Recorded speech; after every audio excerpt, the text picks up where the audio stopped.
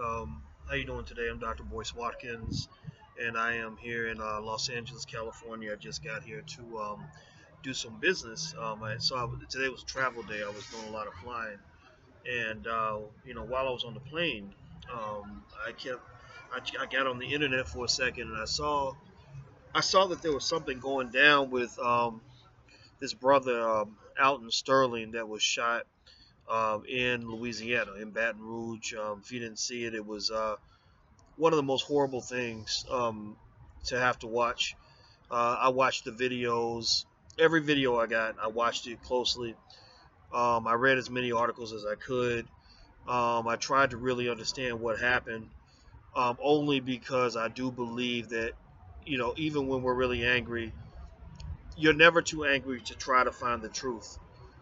And um, based on what I have seen, based on what I've observed in my research, um, it's really hard to define this incident as anything other than a murder. Um, Now, mind you, more information may come out, more things may be revealed, but as it stands right now, it looks like a situation where the police were doing something they were not supposed to be doing. Now, I don't know what that is. I can't help but wonder sometimes in these situations if there's something going on, because you got cops out here. See, that's the thing. People that only see cops as good people, like these ridiculous all-white juries that refuse to even indict police officers, they don't see cops the way I've seen cops. I've seen the best. I've seen the best that cops can be, and I've seen the worst that cops can be. My father was a cop for a very long time. You got cops out here that are drug dealers. You got cops out here that are hitmen. You got cops out here that are killing guys and blaming it on gangbangers. So you got cops out here doing all kinds of heinous stuff. And I think that what becomes really ridiculous about the whole conversation is that there is literally a segment of American society that believes that cops are just incapable of ever committing a homicide, that cops just don't do it.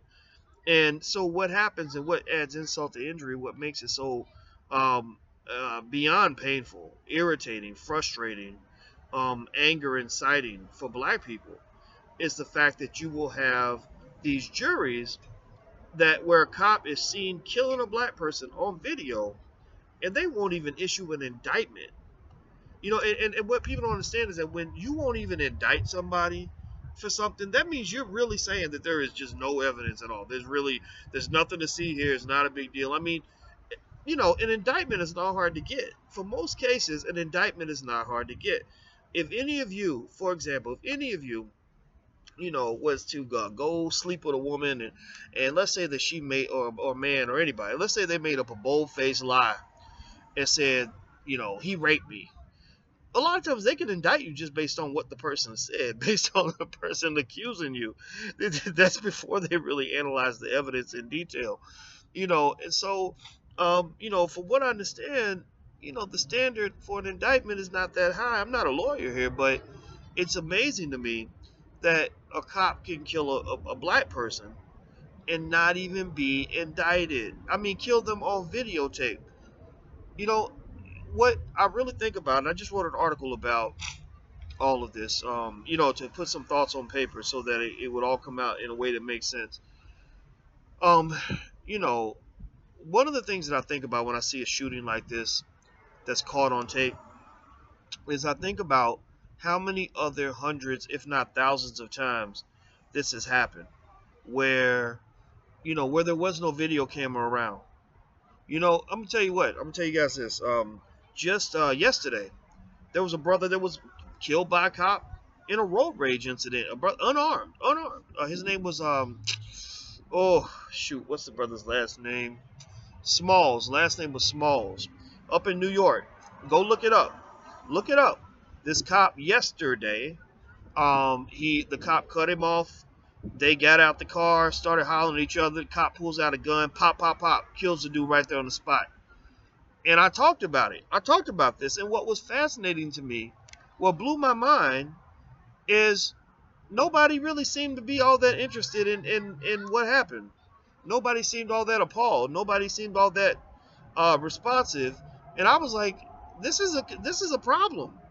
And and so you have the situation with Alton that happens today, and you have the same thing happen. And in this case, I mean, the brother had a gun in his pocket, but I don't think he was using the gun to attack anybody. The store owner is saying that he wasn't using the gun to attack anybody. I forgot the store owner's name. But the store owner, I don't think he's African American, but I got to double check. He was saying like this guy didn't, he wasn't reaching for anything. He had a gun in his pocket, and people have guns all the time, and so so anyway, I think that what we do is we tend to be more responsive and reactive to things that are caught on video, right? Because we become visual, we need to see it. And that's nature, that's human nature, that's fine. But I think you got to be really careful about that, because what happens is the majority of the atrocities occur when the cameras are not around. I'm gonna tell you like this: if Alton Sterling if there had not been a person standing around with a camera catching its own tape, there's a good chance y'all wouldn't care, because there's a good chance the media wouldn't have covered it. There's a good chance that people wouldn't have started talking about it. Outrage tends to feed off of outrage, and so it's unfortunate to imagine all the Alton Sterlings that have been murdered in even more egregious ways, where the cameras were not around. So, what I would just say to you guys is, don't allow mainstream media to tell you, when Black lives are supposed to matter. Don't let mainstream media tell you, okay, Black lives matter now, but Black lives don't matter when the little girl was hit by a stray bullet in Chicago. Black lives matter in Eric Garner's case, but Black lives don't matter for the other brother who was murdered and beaten by a corrections officer somewhat, while he was in jail. And that's the thing. I think that I want us to be consistent and vigilant about this, because here's the thing: there is a systematic problem when it comes to Black men dealing with police. There are what I call slave patrols, and it comes back, and there used to really be slave patrols, but there still are slave patrols to this day. And what do I mean by that? Well, basically, to me, the slave patrols are those situations where officers have the audacity to walk up on a grown-ass man, walk up on me, and be like, what are you doing here? Show me your ID. Where are you going? Why are you out this time of night? And I don't take well to that. I've had officers do that to me, and and I'm cooperative. I don't give them a hard time. I say yes or no, so I'm very respectful. But at the same time, there's a part of me that's like, I'm a grown man, and you 29 years old. What the hell right do you have? What right on earth do you have to tell me, what I can and cannot do, what I should and should not be doing? I don't understand that. And so, I remember one time, I'll tell you guys an example, a story of something that happened to me one time when I was out. I was going to Indiana State University, and it was actually for a job interview back when I was on the plantation. And this is back when I used to look for jobs. So this is a long time ago, maybe 2004. And I arrived at a flight in Indianapolis really late, like 11 o'clock at night. Indiana State was maybe 2 to 3 hours away. So I had a decently long drive to get to Indiana State, and this cop pulled me over, and and I wasn't speeding, nothing like that. And I think the cop just was like, okay, there's a Black man driving down the freeway at 2 o'clock in the morning. Let me see what he's up to. So he asked me questions like, hey, I'm like, hey, how you doing, officer? Is anything wrong? And he's like, so what, where are you going? And I said, I'm going to Indiana State University. Well, what are you going to the university for? I'm going there to interview for a job. What job are you interviewing for? A professor. What are you a professor of? Finance. Where'd you go to college? University of Kentucky. What did you major in? Finance. How many years have you been teaching? At that time, it was like 5 years at Syracuse University and another 7 or 8 years at other places. And the man literally went down this list, asked me like 20 questions to try to, I guess, catch me slipping, because I guess in his mind he couldn't believe that a black man would be interviewing to become a professor at a university. I have no idea what was going on with this man, but I remember thinking, you idiot, you asshole, you just wasted, a good 30 minutes of my life asking me a bunch of dumbass questions like I'm a little boy, like I don't have a right to be driving down the freeway at 2 o'clock in the morning. And I really don't think you would have asked me these questions if I had been white. And so so things like this kind of racial profiling, these slave patrols. If you look at Eric Garner and Alton Sterling, a couple things you see in common, and I connected these guys a lot because I had a uncle who was like an older brother to me who died back in 2012, and he was just like these guys, almost identical, very tall, like very big. Both of these guys, all these guys were big, like over 6'3", kind of heavy set. Always had a smile on their face, you know, had been through some things, maybe a few arrests, incarceration. Incarceration tore him up. I mean, it ain't nothing like having an older brother that you look up to as a hero and see him broken down to be a little boy after he done went through the white man's system. That's why I'm so big on us raising our boys to be strong. I can't stand that shit. I hate it when we raise little boys to be punks, and I hate it when the system turns them into punks. It infuriates me, because I was affected by that. I know what it's like to have a mentor that's destroyed right in front of you, and and he was marginalized. These guys, when they get out of jail, ain't no jobs waiting for them, ain't no opportunity waiting for them. That's why I also say, if you got a relative who is incarcerated, send them some books on how to start a business. Make sure that they know how to do that before they come out, because that's the only way the black man's gonna have some power in this world and in this country is if he builds his own. You can't go leaning on these fuckers who hate you to take care of you. They're never gonna take care of you. They're never going to do it. Stop thinking that they're going to do it. And and anyway, so my older brother, uncle, whatever you want to call him, he's 8 years older than me. I remember he was just, like he'd have a job for a while and then he wouldn't have the job. He'd have a place to live for a while, then he wouldn't have a place to live.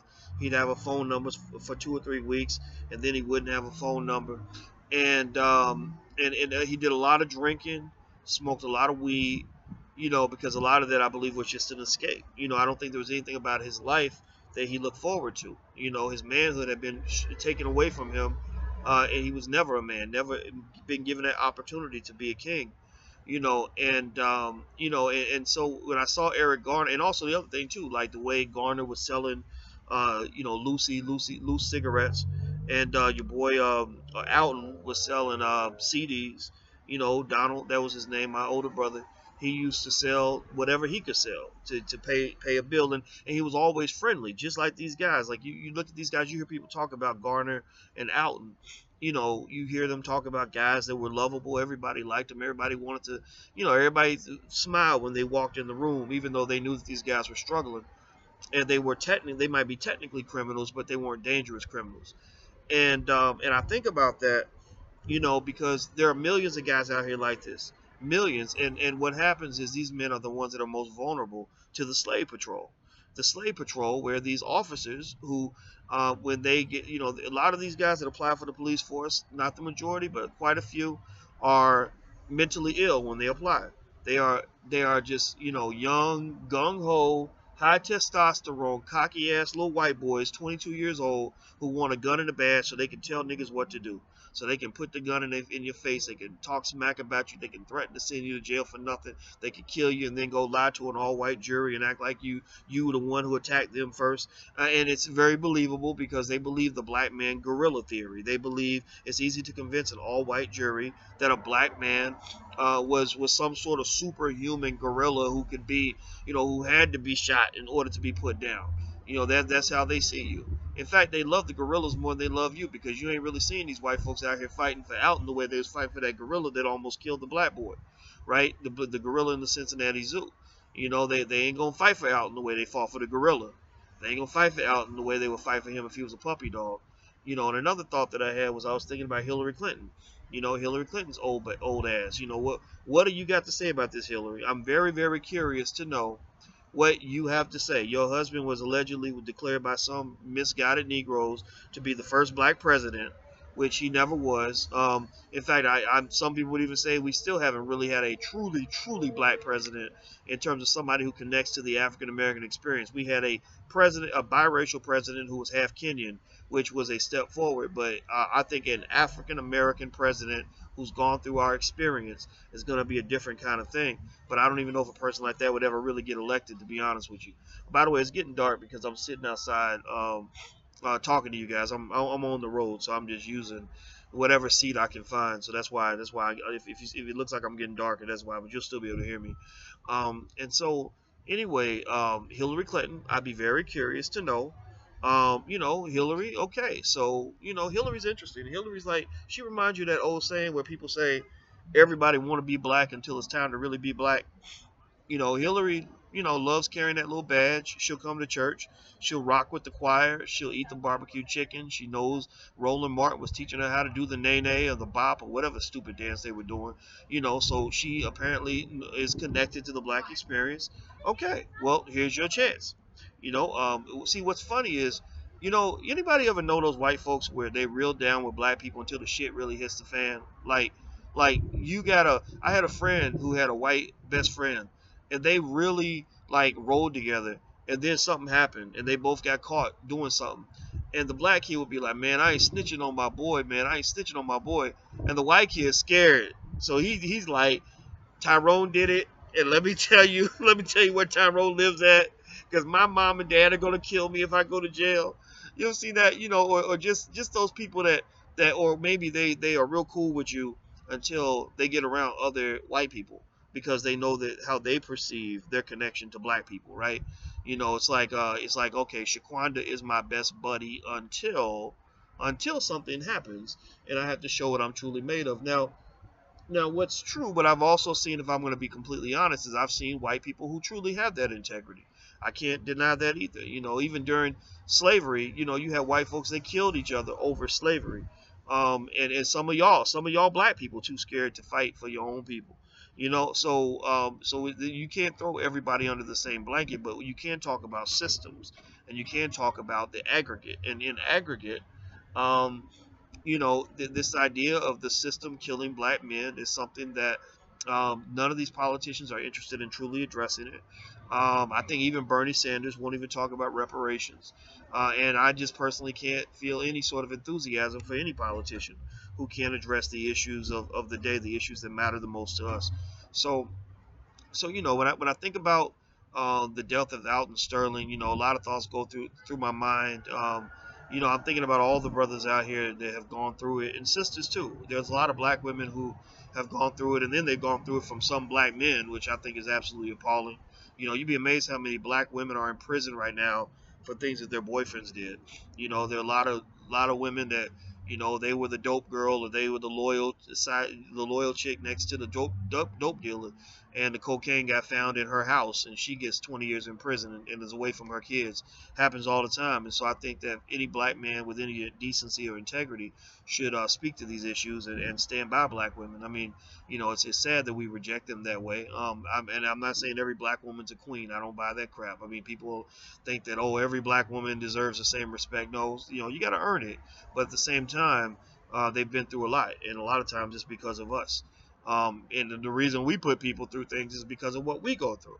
So you get this sort of intergenerational trauma that happens in so many families, where you have domestic violence and abuse and addiction and all kinds of other things that occur because of the grip of white supremacy. The pain of that black man or black woman feels every day when they're getting up and going to work, at a job where they're being disrespected and being treated like a nigger every day.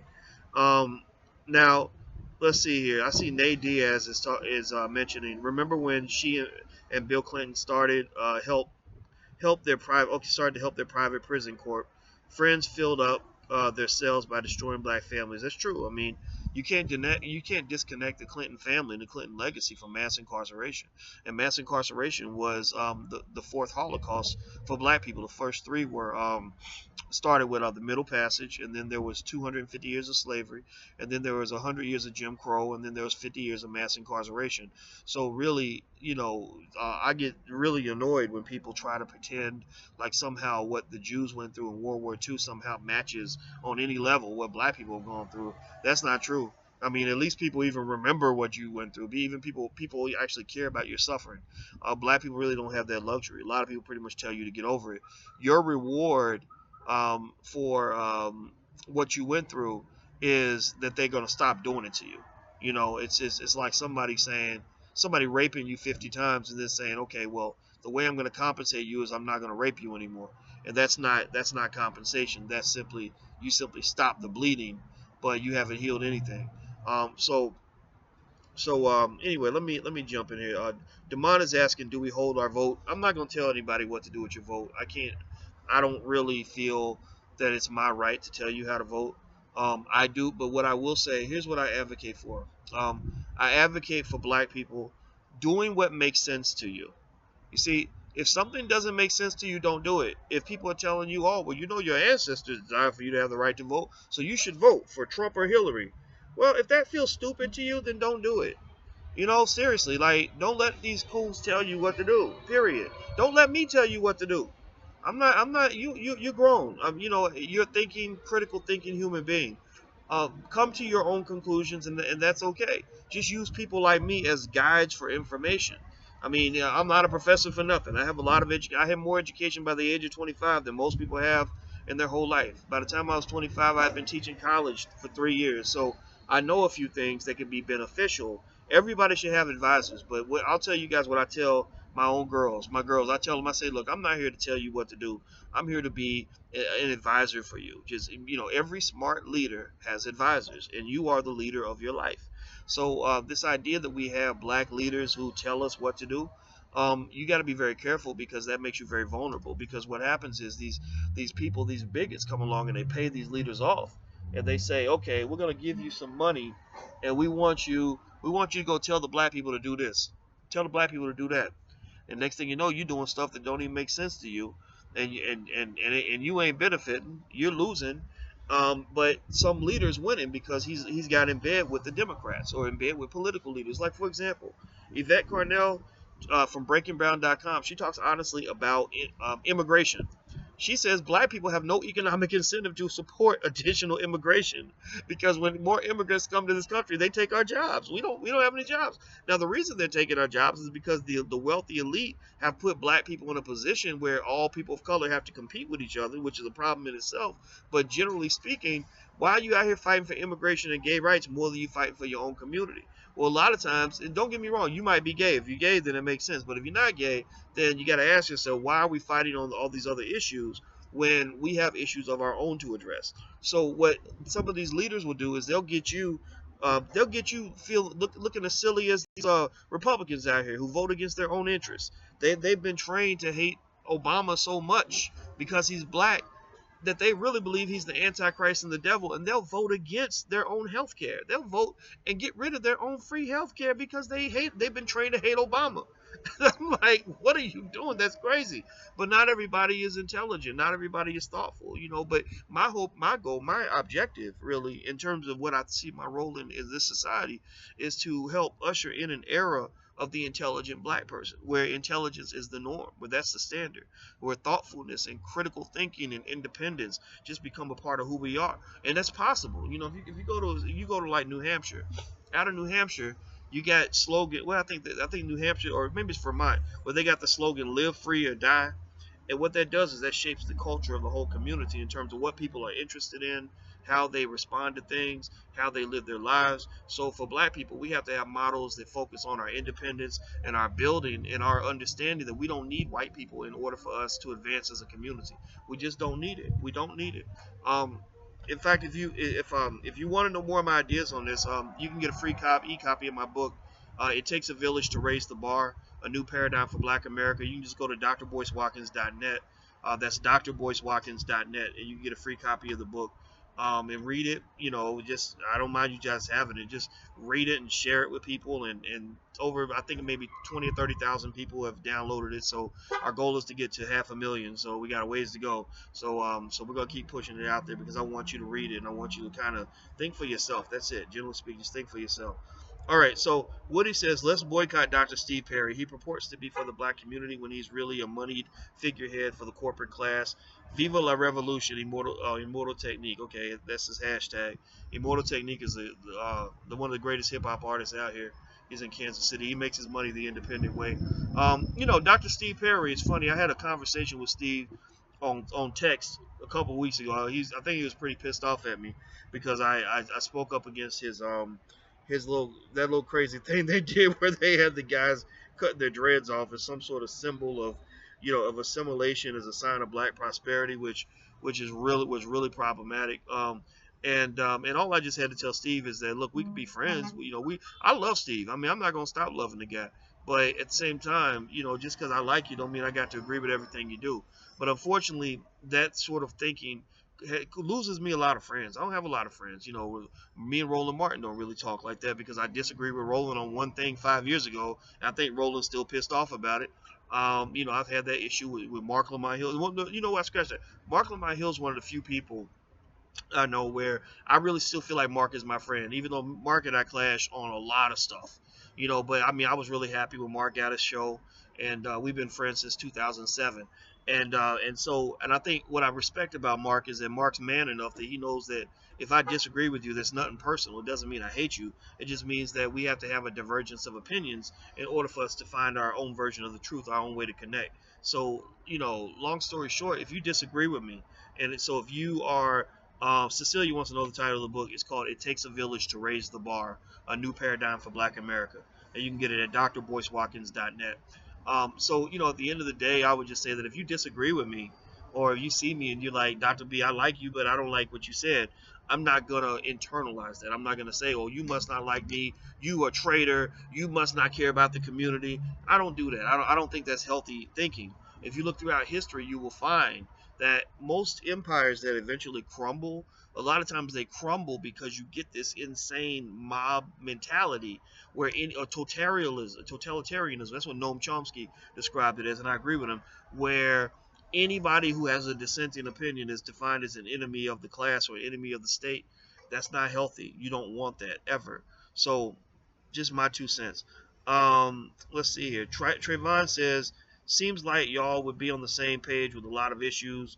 What did y'all disagree on? If you're talking about Roland, we disagreed on that thing that happened when he was on CNN, and I didn't disagree with him. I mean, but remember he got into it with the gay rights community because he said some stuff that I thought that a lot of people thought was it was kind of homophobic and wasn't cool. I don't know what he was doing. I was like, dude, you be tweeting too much, man. Sometimes some tweets you got to keep to yourself, bro. And so they got on him, and that's the thing. Like you get in those spaces where you getting that good white money at CNN or somewhere like that. This is why I don't want to work with those people. I always said I told Mark Lamont Hill back in '07. I said I don't really care about being famous for being on TV. I don't want to be in bed with these people because it's making a deal with the devil. They will pay you well and feed you good and take care of you, but the minute they get mad at you, they will bend you over and put a broomstick in your ass and throw you out on the street, right? And so if you look years later, what happened? Roland got into this spat with the gay rights community over something that I think Roland was. I wasn't saying Roland was totally wrong, but I felt like Roland needed to apologize. I said, look, bro, just apologize, man. Like you offended them. If you offend somebody, you just apologize. But Roland, he's a strong-willed person, so he wasn't trying to do all of that. And I think it made the situation worse. So he ended up getting, well, this thing with CNN ended. I'll say the relationship ended. Roland won't say that he got fired, so I'm not going to say he got fired because I don't want to get an angry text message from Roland saying, you said I got fired. I didn't technically get fired. I believe he wanted to stay, and they didn't want him anymore. But then again, who am I? I don't know. I'm not going to assume anything. I'll let you come to your own conclusion. But then with Mark got let go of by Fox News because they found one of these racists found a post that connected him with Assata Shakur. He expressed support for Assata Shakur, which most of us support Assata Shakur. Assata Shakur is a great black woman, but not if you're working for Fox News. You're getting checks from Fox News. Oh yeah, it got to the point where it got the president or the head of the company himself announced at the board meeting, like Mark Lamont Hill is no longer employed by Fox News, and that's the thing. That's what I had mentioned to Mark, not to Roland. I didn't talk to Roland as much as I talked to Mark.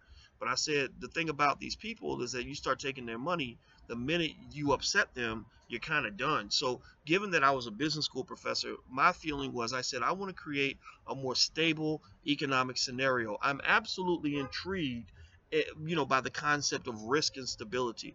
Maybe it's because of when I studied finance in graduate school, I worked under a guy named Renee Stoltz, who's one of the greatest risk management experts in the world. If you look him up, his name is Rene, Renee Stoltz, Stultz. He's at Ohio State University. He probably makes $1 million a year or something, from the university. But anyway, he's famous for understanding risk. So we were obsessed with risk, and what that does is that makes you understand that just because everything's good, don't mean it can always stay good. When things are good, you need to prepare for when things go bad. That's why the economy bust in 2008. Black people got screwed more than anybody else because black people were thinking, oh, times are good, money's flowing, it's going to always be that way. And it's not. So when you go in there and you go work for that white man and he's paying you good and he's hooking you up and taking good care of you, conditional upon you engaging in good behavior, then you got to realize that the minute these people that are taking good care of you, that have the power to support you, also have the power to destroy you. They have the power to blackball you. They have the power to make your life miserable. So generally speaking, when you raise your kids, what you want to do is teach them how to create a stable economic situation for themselves. That means even if you're making good money, you still save. Even if you got a good stream of income, you get backups. You get other streams of income. You invest so you can have other money coming in. Even if you're doing well, you still plan in case things don't go right. You learn how to start a business just in case you lose that job, so you can maintain that lifestyle and maintain that bank account that you built up. And a lot of us don't think that way, and then we get hammered. So in fact, if you want to really understand the nature of risk historically and the way people psychologically respond to risk in a way that is unhealthy and leaves us vulnerable, go to Netflix and watch this documentary. Okay, you ready? It's called Boom Bust Boom. Boom Bust Boom. And this documentary literally has puppets in it, but it has some of the leading economists in the world explaining the market crash of 2008, when the bottom fell out of the stock market and the housing market, and basically how a lot of people were able to predict it well in advance because there was what you call irrational exuberance. Everybody thought risk had just disappeared. So, and the thing is, they said, look, if you go back to 1929, same thing happened then. You go back to the 19th century, same things happened then. And so a lot of times we just don't really think about this thing. And for black people, it's especially important because nobody's more vulnerable in America than black people are. When shit goes wrong for us, it goes horribly wrong. So go watch Boom Bust Boom on Netflix, and next time I come on, I want you guys to tell me you saw the documentary and tell me what you think. And by the way, if you haven't had a chance to go get the book, the free book, my free ebook, It Takes a Village to Raise the Bar, just go to drboycewatkins.net. That's drboycewatkins.net. And in fact, if you're interested in our wealth building program for children, you can go to blackmillionairesoftomorrow.com. That's blackmillionairesoftomorrow.com. Okay, Elizabeth says, she says she saw the documentary. Yep. Okay, Elizabeth says stay woke. Looks like Elizabeth is woke. I say we start saying stay awake. Why we got to say woke? I failed English class enough times. I don't need y'all fucking up my grammar even more. Okay, let's see. But then I just said fuck. I said the F word again. I shouldn't do that. I should really stop cussing. People tell me that, and I'm trying my best not to. Let's see. Charles asks, would you speak at my university, Wilberforce? Well, if Wilberforce invites me, I will go to Wilberforce, brother. So you just go to the powers that be and tell them that you can be the connect, and email me. If you want to email me, anybody, you can email me at boyce@boycewatkins.com. That's boyce@boycewatkins.com. And when you send me the email, you'll get an autoresponder. But what it does is it has all the information you need to contact any member of my team if there's any way that we can help you. You're trying to get promotion for your business, we got people for that. If you're trying to take a class in the Black Business School, we got people for that. We have a whole infrastructure, and it's designed to serve you in every way that we can. Kezia, Dr. Watkins, do you think we should leave America altogether if this continues with the killing of blacks? Do you think we'll be better off? Kezia, I would say yes. I'm not saying, I don't think you'll ever see like a mass Negro exodus out of America. I can't see 40 million of us getting on a boat or a plane and leaving at the same time. But I do think that there's something to be said about remembering that you don't have to be here. Your ancestors who were slaves, they kind of had to be here. If they ran off the plantation, they couldn't go back to Africa without a boat. But you don't have to be here. You can go back to Africa, and then you can still come back to America whenever you want to. A person I knew from Europe, a black person I knew from Europe, gave me this perspective. He said there are British black people who in London would be treated very poorly because the officer will pull them over and hear them speak, and they would speak a certain way, and it would lead to a certain response. But they would be treated better in the United States because if they speak, they have a British accent, and the officers will be less likely to be hostile toward them. He said on the flip side, for Americans, there are black Americans where if you got pulled over by a cop here, he's going to treat you poorly in some cases because of the way you sound. But if you're over there, he said, you'll be treated better because they're like, oh, you're an American. So they see you as different. Is it right? No, it ain't right. But what it says is there are places you can live where you don't have to endure hostility on a daily basis. It's very important, especially with your kids, to expose them to different parts of the world and different ways of living so they don't feel trapped. Because a lot of us feel like all we got is our city, all we got is our block, all we got is our industry. No, there are more people out here that you haven't met than there are that you have. There are more places you haven't been than there are that you've been. There are more things you haven't done than there are that you've done. So why would you want to do the same things in the same places with the same people every single day for your whole entire life? That don't even make no sense. That's crazy. You're limiting yourself. Doesn't make any sense. All right, so let's see here. Woody says, let's support Dr. Watkins. The corporate class wants him gone. I'm sure they do, but you know what, Woody? I'm okay with them. If they came and killed me tomorrow, I already made arrangements for my funeral. I already set up insurance for everybody that works with me and my family. I also told my brother, I said, at my funeral, if I was to die tomorrow, I'd want you to invite Cornel West, Minister Louis Farrakhan, Julianne Malveaux, and Dr. Claude Anderson, and hope that at least 2 of them, maybe 4 of them, would come and speak at the funeral. And the reason I'm okay with that is because I planted seeds. When you accept your own mortality, your own physical mortality, that is the key to your spiritual immortality. And what does that mean? That means that I don't feel like my only contribution can be if I live to be 120 years old.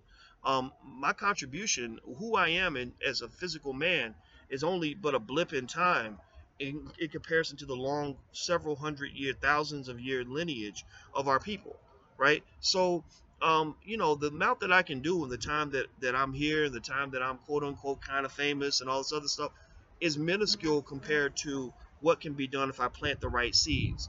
And so the reason I love making videos every day and I love talking to you guys every day is because I'm planting seeds.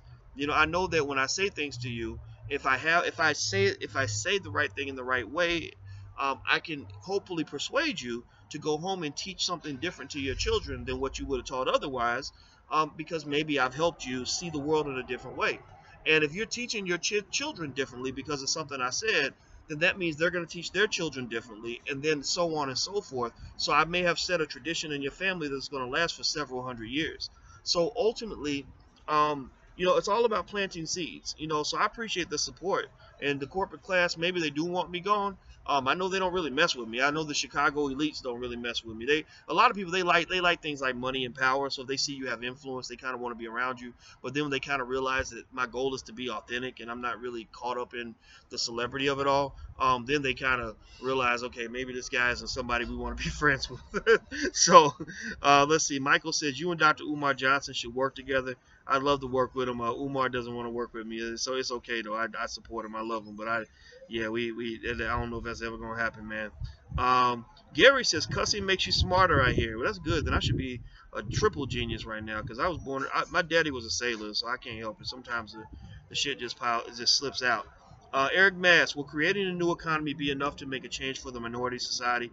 Well, yes, and also, Eric, I would say, I humbly submit, maybe, the word minority, I say we throw that word out. Something about that word always bothered me. I never really liked defining myself as a minority. But I will say that having alternative economies is absolutely critical, and we can do that. It doesn't have to be as big as the other economy, but we can certainly create an economy. And you can create an economy with just the people in your family. I mean, all it comes down to is making sure the money recycles. And let me explain it like this. And we talk about this in the Black Wealth Bootcamp. In fact, if you want to sign up for my class, the Black Wealth Bootcamp, I think you'll love it. You can go to theblackwwealthbootcamp.com. Now, let me tell you how basically cooperative economics and the creation of alternative economies allows you to literally take a dollar and turn it into $10. If I have a dollar, right, and I take that dollar and I spend it with, say, I go to Starbucks or I go to Kmart and I spend that dollar is going to disappear. That dollar's not in my hands anymore. It's going into a whole nother community. I'm giving it to a white man. Chances are he'll give it to another white man who will give it to another white man. That money's gone. But imagine if I spent that dollar with a black business or with a black business in my own family. So I spend it with my mama's business, who then spends it with my sister, who spends it with my cousin, who spends it with my other cousin, who spends it with my uncle. Then what's happened is that dollar doesn't disappear because it leaves your hand. It's still there. It's circulating. It's moving. So that dollar, so as a result of me doing cooperative economics, that dollar literally can become $8 or $9 or $10 or $20 because 20 people have had a chance to use the same dollar. Dollars are recyclable just like energy is recyclable. So when you are so when people talk about recycling dollars, I want you to visualize that. Understand a dollar can be created and is eventually going to be destroyed, but in the meantime, it's neither created nor destroyed. It just moves from one person to the next. So when you hand your dollars over to the Arab, he's going to circulate that dollar in his family many times. They're going to use that money over and over and over again. When you hand it to the Asian guy, he's going to turn that dollar into 20. When you use it with a black person, unfortunately, because we've been trained, many of us, that dollar will be just $1. So it's like the difference between riding down the street on a bike with full tires and an engine versus riding down the street with flat tires. If you're riding out with flat tires, it takes more energy to go to the same distance. But if you have full tires and an engine on the bike, then you can go a lot further, a lot faster, and it takes a lot less energy. So if you want to know more about these concepts, the blackwealthbootcamp.com, we have another class coming up on August 6th. It's better than any college class you've ever taken and a lot cheaper, and I think you'll love it. Everybody loves the Black Wealth Bootcamp, so go check it out. Let me see. I saw an interesting... okay. Ejike, I hope Ejike Chima says, because of you and Tariq and Jason Black, I took over my family business and made a huge sacrifice. Good for you. Good for you, Mr. or Miss Chima. I don't know if that's a male or female name. I apologize. But I'm very happy for you. Niecy Johnson, are you married? No. I don't know if I have time for a wife now. I don't know.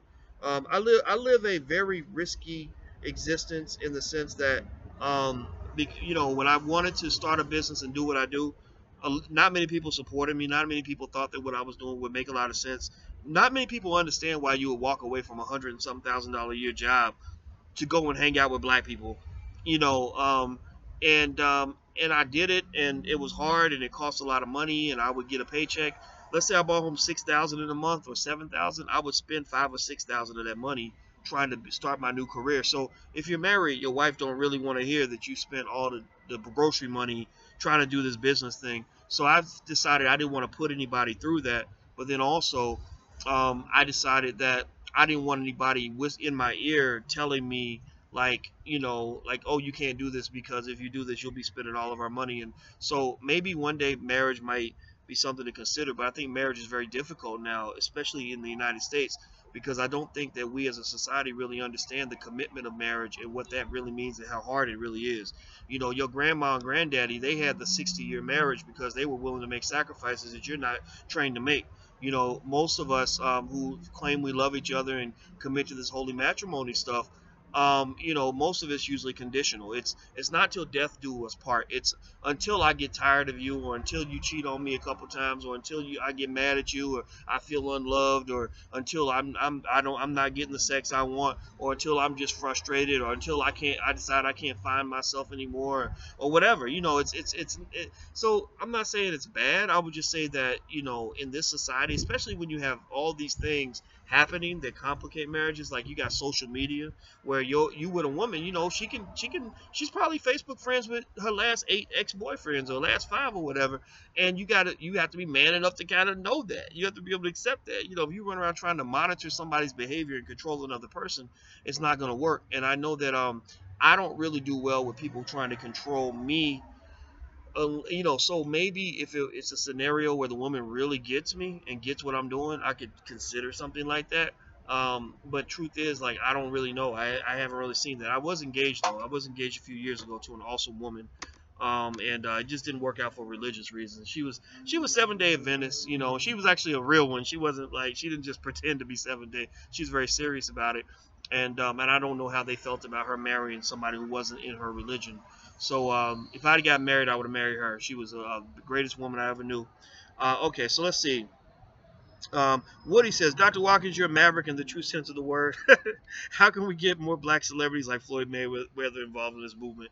I don't know. I went to Vegas. I talked crazy. I talked a lot of shit about Floyd when I was in Vegas. I mean, and I did it deliberately because I kind of wanted Floyd to kind of understand, how he can unlock the keys to his greatness, just with some very simple actions. I think that Floyd probably feels some sort of way about the fact that everybody loves Ali in a way that they'll never love him, and it's almost like Ali's on the fifth floor and Floyd's on the second floor, and he's mad because he's like, wait a minute, I'm the best fighter in the world and one of the greatest fighters of all time. Look at my record.